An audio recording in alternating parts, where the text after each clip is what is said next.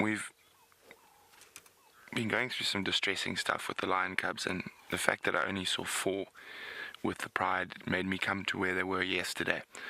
And if you are sensitive, now is the time to, as James would say, go get a cup of tea, look away, turn down the volume. The sight itself isn't gruesome, but it is quite difficult. The second cub is definitely down now. Although we thought the first cub was with a broken back, it's probably more than likely disease. It's just too coincidental that 2 cubs showing very similar symptoms have gone down. We will notify the correct people and the management, and they will decide what to do. So we're not going to stay. We're just going to have a quick look, just so everyone knows what's going on. We're not trying to hide anything from anyone. So we've come back to where we were yesterday, and there's a second cub down.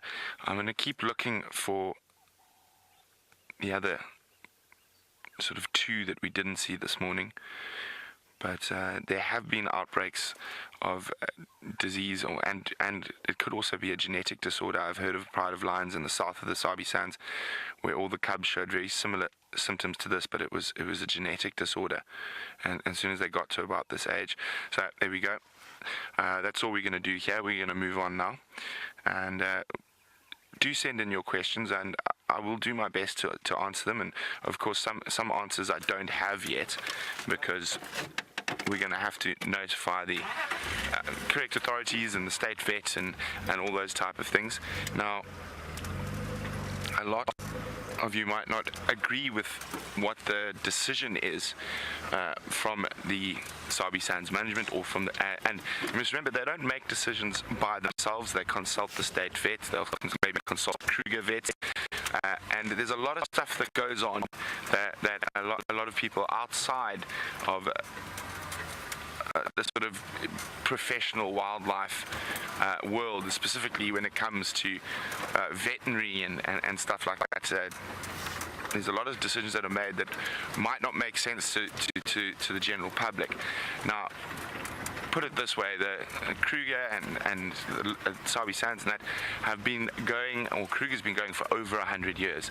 So they are probably, and also they are almost certainly the best run national park, if not in the world, in terms of research, biodiversity, and all that type of stuff. So even if we sometimes disagree with their choices, we really have to just take a seat back and realize that they're working off 100 years worth of data. We're working off what we're seeing in front of us. So there's a lot of stuff, and we will try keep you updated, and I will try get the most current and best information for you as soon as I get it. So I know it's very difficult, especially since we've watched these cubs grow up over the last 6 months. But again, this is nature, and diseases have plagued lions for as long as there's been lions. And it's as difficult as it is for us to see that.